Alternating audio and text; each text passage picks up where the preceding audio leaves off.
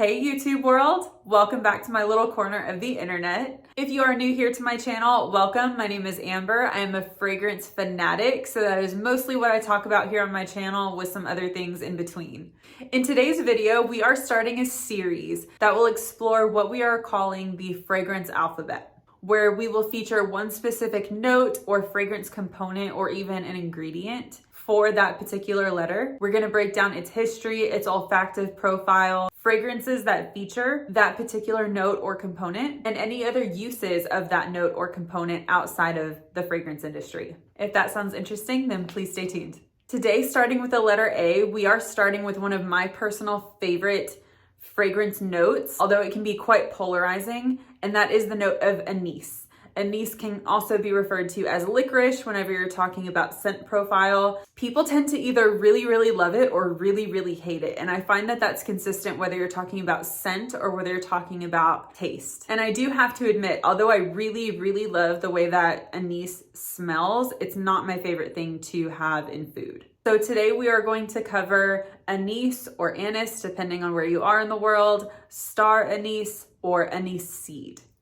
All of these, along with real, genuine licorice, are usually all lumped together in the same olfactive family, and they can all easily be mistaken for one another because of their similarities. Fun fact, licorice candy doesn't typically smell like anise, but it does contain anise to give it that flavor.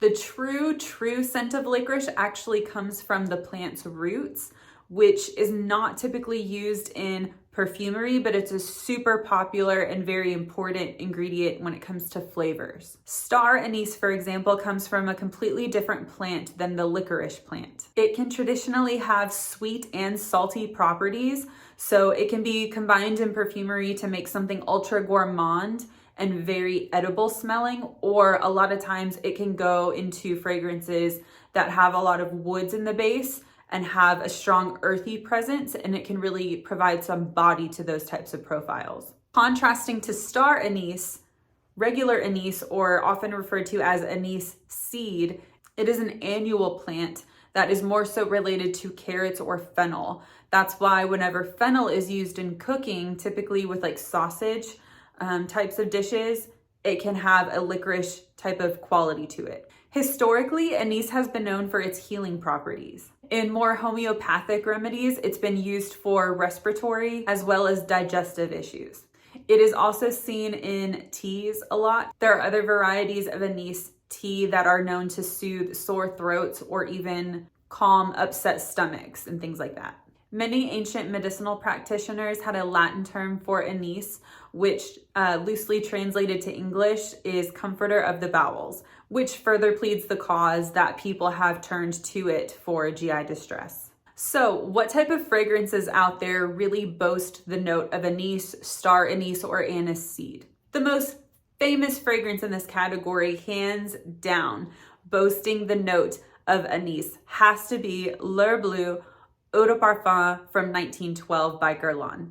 This thing has all of the heavy hitters in it. We're talking anise, we're talking coriander, we're talking tonka, we're talking iris, heliotrope, cloves. I mean, there is a kitchen sink full of notes in this fragrance. It is dense, it is super spicy, it is a bit classic, it's a bit dirty, it's a bit earthy, it's very iconic. It is an absolute studied staple when it comes to this particular note. Another fragrance line, really, there are many flankers to the Lolita Olympica DNA. The one particularly from 1997, I find that the combination and the use of cherry along with such strong licorice and anise notes is very unique, and I haven't seen anybody do it quite like this since. Another line that features the note of anise quite proudly is the very irresistible line from Givenchy.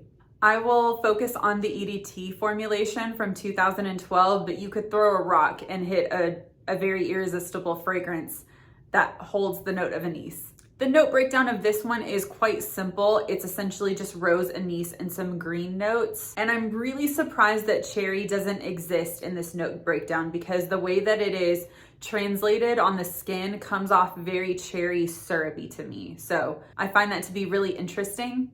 One of my favorite interpretations of anise reflected in Perfumery has been Black Vines from the House of Kerosene. This fragrance unfortunately has been discontinued, but I did have a chance to sample it. While it is not something that I found super wearable, it was quite literal.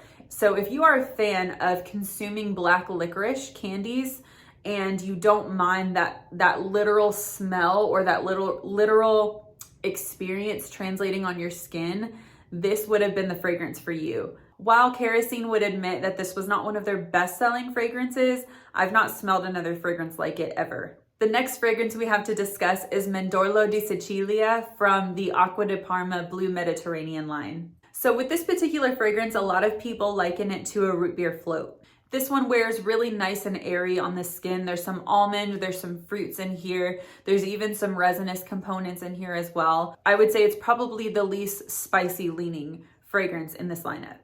The last fragrance that we have to mention in this lineup is from the House of Diesel, and it is Fuel for Life Pour Homme, specifically the 2007 release. Here we see the introduction of lavender and raspberry and even grapefruit into this, and it creates something aside from your typical blue, freshy citrus fragrances. It is something that is very much fresh, but it is interesting. There's still some depth and playfulness to it, and in my opinion, it's really an unsung hero in the traditional masculine offerings. So there you have it, guys. That is our feature of the note of Anise in Perfumery. I hope that this was helpful and interesting to you. Let me know what you think about this idea of this series down below.